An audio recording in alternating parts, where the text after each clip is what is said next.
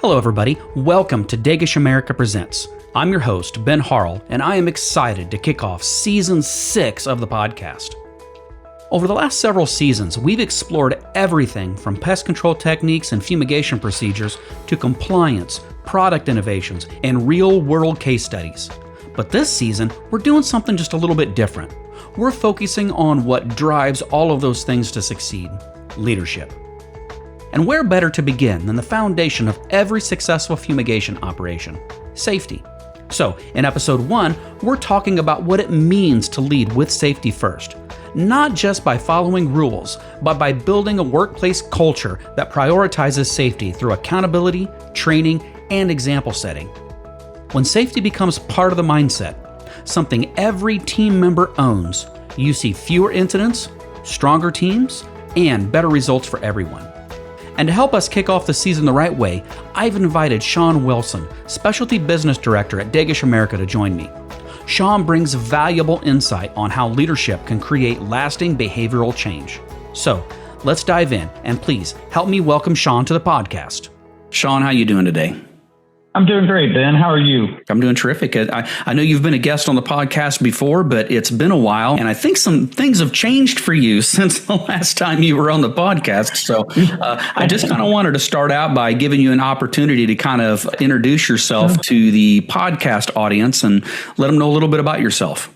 Oh, okay. Well, yeah, you're right, Ben. I think the last time that you and I spoke, trying to remember when that was, but it's been a little while. But I'm glad to see that you've made several seasons since then on this podcast. So great job, I got to say, for sure. So a little bit about me. Well, you know, it goes back 31 years. I can't believe it's been 31 years already. And I came from after college not knowing what to do with my life, like most do in, you know, our lives. And I kind of took job to job, and back then I was in construction, did some things with construction and stuff like that. And then I thought, well, you know, I'd like to get in more of a factory world. And I took a job with a corn processing facility and worked several years until a contractual dispute, lost my job. Thought, what am I going to do? I've got family, everything, raising a family at the time. And luckily, I had a pest control service company that came in while I was doing some maintenance for some hotel work or hotel industry. And they had an opening position, and I took it. And, you know, the rest is history, I guess. 31 years of service work, route work, management, safety committees, to, you know, leadership committees, through a distribution when I changed over and went through with a distribution company. And now here with Dagish as the director of one of their special projects that we're launching. So that's kind of my history in a nutshell. Yeah, I know you and I have known each other my entire career, at least. So, you know, I was very happy to see you come on board with our organization. You know, it was very welcome because, you know, like I said, I've known you for a while. I know you're a professional person, and it's a great asset to our organization to have you on board. Well, thanks, Ben. I have been lucky to work with a lot of great people in this industry. It is one of the best industries, I think, bar none. If, you know, the camaraderie, you know, even competitors that I've worked with, you know, and then they end up becoming your friends, and then you never know where you end up in life through this industry. And it's just been a great 31 years in my life. So I got to say, and you're one of those that I've worked with that, you know, always I've seen a lot of things that were great to just make this industry better. So I'm really proud to be part of that. Yeah, it's a wonderful industry. It's definitely served both of us very well. So it's good to be a part of it, you know. So based on your background, I mean, you know, like you said, you've got about 31 years in the industry. And so I just kind of wanted to ask you, how did safety leadership become like such a key part of your role in the fumigation industry? Well, I tell you, just like I said before, when I was hired in the pest control industry, I had the pleasure of working for a manager at that time that hired me. And he always kept safety first in anything he did. I mean, from wearing the proper personal protective equipment. And, you know, it was the first thing I ever saw when I went down to visit him while he was servicing a commercial account, you know, and he was all donned with his personal protective equipment and doing what he was doing. And at the time, I had no clue what he was doing, but I quickly learned that. But, which for me, coming from a food processing facility at the time, and I was also part of the plant safety committee for that food processing facility through the union. But it just made me feel real comfortable that, okay, I'm hiring into a company that it looks like to me that they're well trained, well prepared, have what is needed, and, what do you use on a day-to-day basis? So as I worked for that company for 15 years, I felt like it was my duty to pay back to others when I was a manager or when I was in some type of leading role as part of the leadership. And I trained, at the time, new hires and, from the new technicians that were coming on. And then I became a global technical support manager through another department through the company. So I was always able to provide that, I guess, that function, that leadership, because I'd been there, I did that. And so I was teaching others at the same time. And that's what was really launched me into always thinking about that as I moved through all of the organizations I worked for and positions that I held. Yeah, and you really keyed in on something there that's pretty important, which is kind of the been there, done that thing, and I think that's really important. I mean, if you worked with a manager who led with safety and was, kind of boots on the ground and practicing all of the things that keep you safe in our day-to-day operations, and then you then followed in their footsteps, and then you as a leader set the example by following the safety guidelines. Again, that's so important as a leader. So I wanted to ask you, I mean, what does leading with safety first, being the person, what's that look like in the day-to-day operations? Well, I think with any industry or job that, one performs, a simple overview of what kind of risk might be out there during your daily operations is always a good way to start. For example, if your role is to drive from customer to customer, and then the first thing one would think that would be the most important would be the defensive driving, which it probably is. But the next would be safety around you. What area are you traveling into? Are you traveling at night? Out here in the country where I live, as you know, I have deer that just pop up anytime, everywhere, all around you. And, you never know what you're going to run into, right? And so are you in a residential area? Well, what's that residential area look like?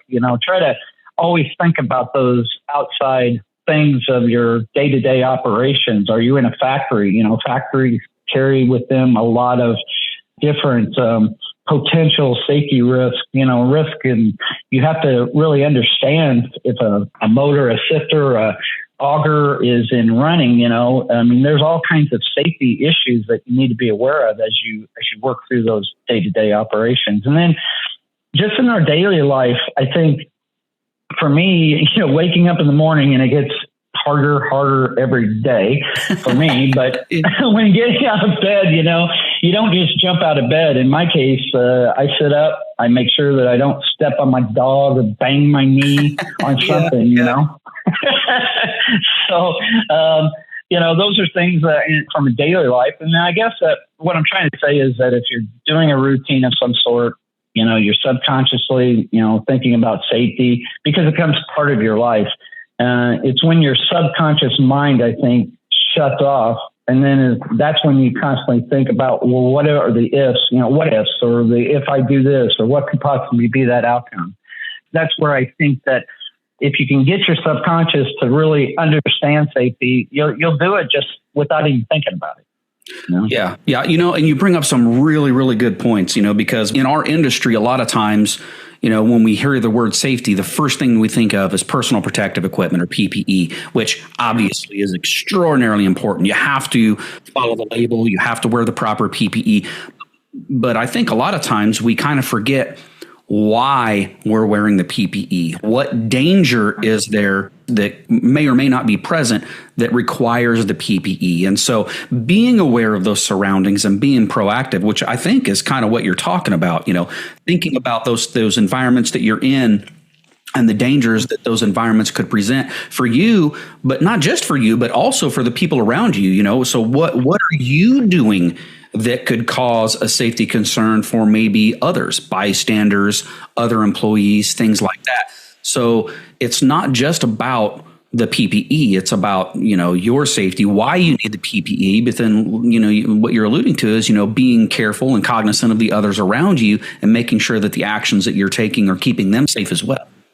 Absolutely, Ben. I mean, you said, the why. I think that's always important to really explain more than just, okay, here's your gloves, here's your mask, here's your eye protection. Why is it that we are wearing it? Well, this is the reason why. It's because we had these kind of situations. You have to mix chemical. You have to maybe apply it to an area that might have bounce back and hit you in the face. I mean, there's always a why instead of just here it is. That's huge. And you should always explain that to anybody that you're creating some type of safety program with is, what are the whys behind all this? It's not just check the box. Yeah, I mean, it's really important to look at safety with an inquisitive mind and be that detective. I mean, we're always told in our industry, I kind of have to put on a detective hat, so to speak, to try to find the problems with the insects, but you need to keep that detective hat on when you're thinking about safety as well. You have to ask those why questions. Why am I doing this? Why is it important? And when you get those answers, it really kind of sets in stone in your brain. This is important. Safety is important. I can't take shortcuts. I need to wear the eye protection. I need to wear the respiratory protection. I can't just hold my breath and run into a fumigated space. I have to do this. And this is why, because these are the results if I do it incorrectly. And it's so important to do that. So, we're talking about all these things that we need to do. And it sounds like when you first came in, you had the benefit of working in a culture where that safety accountability was really normal. So you learned that the safety culture should be normal. But in your experience, how do you create that culture where accountability for safety becomes the normal and not the exception? Well, you've always got to set that example. In fact, you've got to be at your safety best. Because here's the thing, as a leader, and if you're out on a crew or you're part of a organization and you're part of a committee or trying to provide this information, there's a lot of eyes looking at you. What are you doing? If you're taking shortcuts to safety, then you definitely know that someone else will try to do the same or mimic that. So once you've established that team culture, that safety, which I had the pleasure of being around, safety culture was huge with that company, will always be spotlighted in a meeting or on a job site, then the accountability will become the norm. That's how I look at it. And accidents do and will happen. It's just, I guess, the nature of the beast, and it's unfortunate. But how do you handle those situations is what really sets you apart from just a person that talks the talk or walks the walk, so to speak. Because I think that how you handle those emergency situations or those safety incidents or those accidents, things that, whether they're, low degree of hazardous to high degree, how do you handle those situations? And that's what you got to be, really set yourself apart. And I think that as people see that and see how you do that, then it becomes the norm for the industry or for your organization and for you. Yeah, it's always a terrible scenario where people have to learn about safety through accidents. It is. I mean, it happens, but it's all, it's the worst way to learn how to be safe. Yeah. So, but it does happen. And it's also important to remember that accidents are just that. They're accidents. They're not always negligence. Sometimes it's just something that takes place. It could be weather related. It could be an external source. It could be structural integrity issue. I mean, the sky's the limit on the kinds of things that can create accidents. And again, that's another reason why having the personal protective equipment and that safety culture at the forefront of your mind is so important. That way you're scanning your area, you're being proactive, and you're kind of expecting the worst and hoping for the best, so to speak. I think that's a good way to look at it. And another thing that I think that you mentioned too, you were talking about, we're talking about a lot about mindset when it comes to this. And I think that the most important safety tool that we all have is our minds, our brains, and how we look at potential safety risks and how we determine what they are and how we measure them, and keeping that safety in the forefront of our mind. Like I said, that detective hat, you have to keep it on. So when you're going into facilities and you're looking at them, you have to look at them not just from getting the job done perspective, you have to look at them from that safety perspective. Hey, if we do this, what's going to be the result? What are the safety risks? What kind of PPE am I going to need to have? And is there paperwork that's going to have to be filled out? Paperwork is an important function as well when it comes to safety. Yeah, always hated those.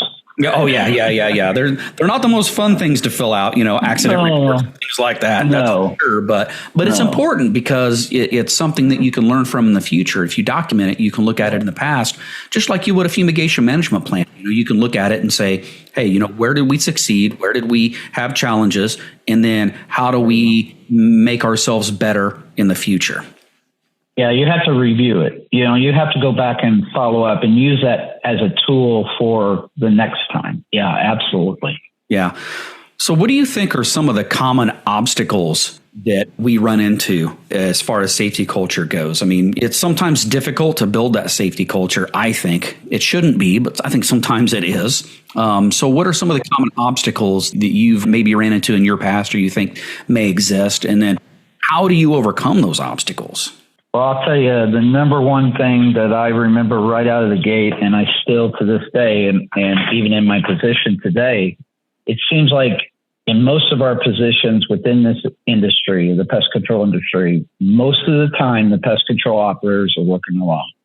You're by yourself, or you might have another team member in the area, but you're normally working by yourself. So you don't have someone there constantly reminding you or looking out for you. And so as a leader, how do you keep that safety message in front of your team for those that are out there working alone? And, if I don't wear my gloves here, who's heck's going to see it? I'm not going to get in trouble, that kind of stuff. But really, you got to think of it, it's harmful to you. And, I think that would be what I think is a major obstacle. How do you keep safety in front of team members each and every day, especially when they're working alone? That to me is the biggest thing. You can be together as a team and sitting in a conference room, in a meeting room, or on a Zoom meeting or whatever, and you can talk safety and you can do all this stuff, and everybody goes, yeah. But it's out there, and when that person's out there in his day-to-day operations all by himself or herself, what are they doing? And are they doing it the safe way? That's the biggest obstacle you have as a leader. Yeah, so I think you bring up some really good points there, especially for like route-based work, like pest control operators that work like particular routes. Oftentimes those individuals are working alone the majority of the time. And so keeping safety at the forefront of their mind, it becomes their responsibility. You can teach them that, of course, but it becomes their responsibility to maintain that on their own. And as a leader, that's really difficult. It's the kind of thing that'll keep you up at night, as a manager or a leader, because you're giving them the tools and you're hoping that they're using the tools. And if you start thinking that they're not, it could keep you up at night. Like I said, that's for sure. But I think even in team environments, oftentimes when we're fumigating, we are working in a team environment where there's a lot of people together. And I think one of the obstacles, in my opinion, that I think that we run into from a team environment is if you have one person on a team that's maybe not following safety protocols, that can sometimes be contagious. if you get my drift. So safety cowboy. Yeah. So you have to be very careful with those kinds of people. And that's where that strong safety culture comes in mind, because if you do have situations like that, and they're rare, I think most people are pretty conscious of safety. I know everybody on our team definitely think safety first. But if you do have people that are maybe wanting to take shortcuts or are trying to look for ways to go around things in order to get things done faster, you have to be able to nip that in the bud, and you have to be able to segregate that individual. You can't do this, and here's why. It's dangerous. You have to follow the rules. You have to follow the policies. And if you explain it to them, generally what I've had in my experience is once they understand the why, like we keep going back to the why of it, then they get right on board. They're like, oh, I didn't realize, the danger that I was posing, not just to myself, but to possibly other teammates and then maybe bystanders. I'll be more safe in the future. I mean, we have all of our protocols and policies and procedures as fumigators. We have all of that stuff in place for a reason. It's not because people have looked at a job and thought, what's the most complex and difficult way that I can make this happen? That's never the case. We always want to go into a job thinking about time economy and labor economy and things like that, trying to make things run as fast as possible, but as safe as possible. And so if we have policies and procedures and protocols in place as fumigators, they're there for a reason, and everybody you have to explain to your team members why it is the way that it is, and then they always get on board. So you kind of talked a little bit earlier also about talking to the team and the subconscious mind and all of that stuff. So I wanted to ask you, because we have frequent safety meetings as fumigators. I know other fumigation organizations that are, safety is at the forefront. And there's a lot of conversations that take place about safety. There's a lot of safety training. There's fit testing for respiratory equipment. There's all kinds of things that go on. Safety, safety, safety. We talk about it a lot. So how do you keep that fresh and engaging? Because we do talk about it a lot, and you don't want people to tune safety out because it's so important. So how do you keep it fresh and engaging, especially for teams who have been doing the work for years and years? Well, I can tell you, I guess, really safety is up to you as an individual. You can, definitely is a safety message every day that you need to have as an organization. Yeah, those are great. And there's some great ones out there. And, safety is up to you, and think safety. You see those on billboards and signs. Probably every facility I've been in, I've seen some type of safety message. Or is it as kind of a safety reward program that you've developed where, the big thing that sticks out for me is, driver safety. Usually there's driver safety rewards for people that, 5 years, 10 years, 15 years. I've seen some very creative programs out there that companies have adopted to become their fabric of their company. Therefore, that builds that strong safety culture. And then, once you have that culture established, you don't want to be in that situation where you're just checking that box. Okay, I did my safety management with the technician, and I went through it and I checked the box and I moved on. If somebody's demonstrated a safe event and you acknowledge it in some way, spotlight it, that goes a long ways. It makes others think, hey, wow, this person demonstrated a safety where he was doing it the correct way, or the safe way, and then give them some type of, I don't know if it's a reward or just a thank you, in front of others would be probably enough. I can tell you, going back to safety driving, right now I still value, in fact, it's in my office sitting in one of my first spots of my knee wall, I guess, or my knee trophy case, or whatever you want to say. But still, I value my safe driving reward that I had. It's a plaque. It wasn't anything, major, but hey, it was something I really feel is important, safe driving. And I value that more than my top sales rewards that I have. So I think one thing I've seen and learned is that when an individual has been provided that safety message and they do not follow it, then it goes the other way. You got to reprimand them. I'm not saying, punishment, but something that shows others that, hey, you mean business. The team knows that you're making it a top priority in your day-to-day operations. You just have to do that. You're absolutely right on that. And I do like the fact that you're talking about driver safety quite a bit as well, because, a lot of times, we do talk about driver safety, of course, in our industry, but I think that driver safety is, we're not on the job site. A lot of times fumigation companies focus a lot more on job site safety than they do on getting to the job site safety. And that's just as important, especially, not all fumigation companies are hauling their own fumigants. A lot of times they have them delivered by hazmat drivers to the job site. So hazardous material transportation is not always an issue, but generally speaking, people who work in the pest control industry do transport pesticides. They may not be quite as deadly as fumigants or other hazardous materials, but pesticides, they do pose risk. And so you have to be so aware of your surroundings, and you have to take driver safety so seriously when you're hauling any kind of chemical like that. And even when you're not hauling a chemical, if you're driving unsafely on off hours and you get into an accident and now you can't work for 2 or 3 months because you're injured, that's 2 or 3 months of potentially lost wages too. So safety goes outside of the day-to-day job also, and it kind of extends out into your personal life as well, which I think you were kind of alluding to a little bit earlier as well. So my point is, I'm so glad that you talked a little bit more about driver safety, because it's critical. It's very critical. It's, number one, if you can't get to work anymore because of a safety incident, you're not working anymore. You're not providing things for your family. Driving is a big key of our industry, and you've got to keep it at your forefront of any safety program you might have, for sure. Yeah. You know? And I like you talked about, I don't know if reward system's the right phrasing, but, like a positive affirmation kind of situation where you have to have a conversation with people who aren't following the safety rules, and you have to let them know where their gaps are at and they need to tighten up on safety, whatever the case may be. But I think that you're 100% right. Positive affirmation, thanking somebody, a simple thank you, just an acknowledgement that they're doing something that you can find praise in or that you can praise them for, I think goes a long way. We all want to hear we're doing a good job. We're humans, we all want to hear, hey, you're doing a great job. It makes you feel good. And I know me personally, if somebody tells me, hey, that was a really good job that you did on this particular whatever, whether it's safety related or otherwise, it makes me want to do a good job the next time. And then the next time, and then the next time, Yeah, we're all human. Yeah, exactly. Sure. And it's a snowball effect too. So if you have a lot of people on a team who don't follow safety protocols, they're not only are they not doing it, but other people that come onto that team are going to start adopting that habit.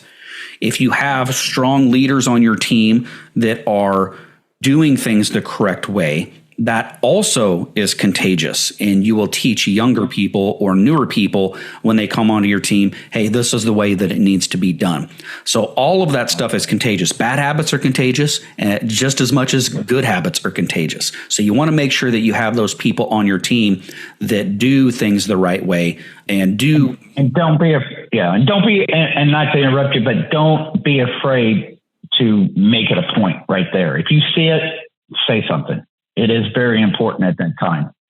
Don't wait until later. Well, you keyed in on it. You never know when a safety concern may pop up or where a potential accident may happen. So if you're on a job site and you see somebody doing something unsafe, you have to say something right there. And if you're not comfortable saying it, if you're just an employee and you're not comfortable maybe saying it to a coworker, go talk to the supervisor. I mean, there are ways that you can talk to people and just let them know, hey, you're doing something unsafe. Here, let's do it this way instead. I'll feel better. You'll feel better. The job will still get done, whatever the case is. But you have to do it safe, and you want to point it out right then and there because you don't want to have that regret. You don't want to go home thinking, man, if I would have said something, that person that I was working with, they wouldn't have hurt their back or they wouldn't hit their head. And they wouldn't have to have gone to the hospital, or they maybe wouldn't have been exposed to a hazardous material or whatever the case. You don't want that on your head when you go home at the end of the day. It's always that better. Would be the worst feeling. Oh yeah, it would be terrible. It'd be absolutely terrible to know that you could have spoken up and you didn't. So when you have the opportunity to speak up, please speak up. Absolutely. So I only have one question left for you, Sean, and I always ask kind of a version of this question for everybody that I have on the podcast. What advice would you give to a new supervisor or manager who wants to make safety their top leadership priority? Yeah, I tell you, I developed safety programs. I remember as a district manager at the time, and I was like, well, what's going to stick? What's going to work? And one thing you can't do is give up. You got to stay persistent, stay focused in what you're trying to do. And I think I found value, and you definitely are one of those individuals. I remember providing information to you. You helped me develop, and, as a team member, keep them involved in your safety program. Let them help you work that program. Let them share their ideas and then try to create something around those ideas and needs. And then be that director of safety, a safety director, and not be a dictator. I think where I see a lot of safety programs fail is when people not only, checking the box and just doing it because I have to and that kind of thing, but maybe they're just being too forceful. Sometimes even find myself as a trainer. I've done a lot of stewardship trainings. You have too, for different types of products. And sometimes you sit up there and you're going through the label and the SDS and you're explaining products and you feel like a dictator. I'm dictating, hey, don't do this, don't do that, don't do this, don't do that, and you can't be that person. You've got to, like we said minutes ago, is, why, you got to provide other information or give them examples, or, I'm not saying do a bunch of stories and, say, this is what happened on this job site, but I'm just saying, try not to be that dictator of safety, because that's not going to go anywhere. People are going to have resentment. They're only going to say, we're just doing this because we have to. This person is just being too forceful and wants to get me in trouble and that kind of thing. You've got to really try to encompass everyone and try to be a director of it. I think you'll have a lot of success. I truly believe that.